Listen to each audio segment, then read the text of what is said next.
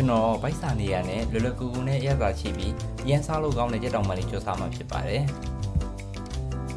ကျွန်တော်ကတော့ကြက်သားလေးကိုအရသာဝင်အောင်လို့ပဲငှက်ပြားရဲ့ကြီးအယောင်တင်မှုန့်ဆွနေမှုန့်နဲ့ကြက်သားမှုန့်တို့ကိုထည့်ပြီးခဏလောက်နှက်ထားလိုက်ပါတယ်ကျွန်တော်ကအယောင်လေးရအောင်နဲ့အဆက်ရသားလေးပေါအောင်အယောင်တင်မှုန့်လေးကိုထည့်လိုက်တာဖြစ်ပါတယ်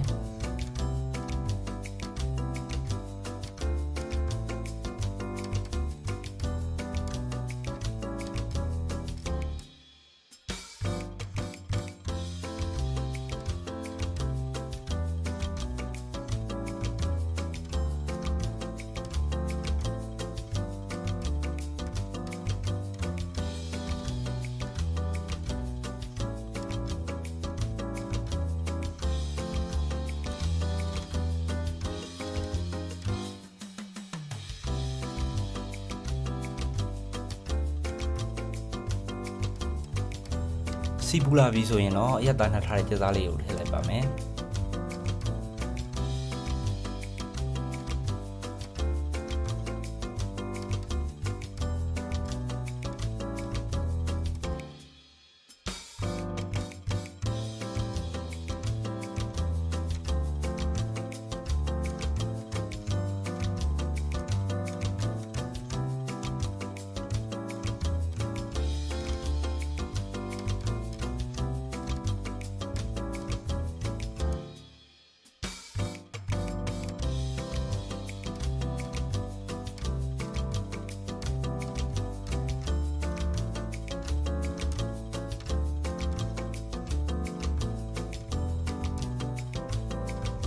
ကြက်သားလေးကိုအယောင်လေးရေးလာအောင်တစ်ဖက်စီလဲပြီးကြော်ပေးလိုက်ပါတယ်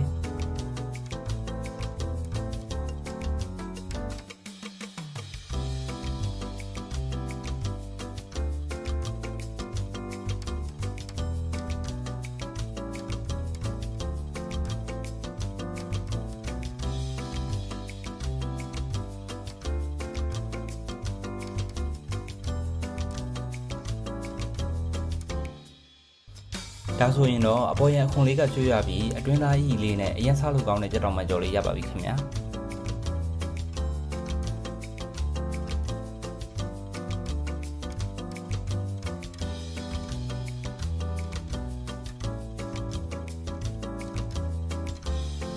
ကျွန်တော်ရဲ့ဗီဒီယိုလေးကိုကြိုက်တယ်ဆိုရင် like and subscribe လေးလည်းလုပ်ပေးတော့ကြပါဦးခင်ဗျာ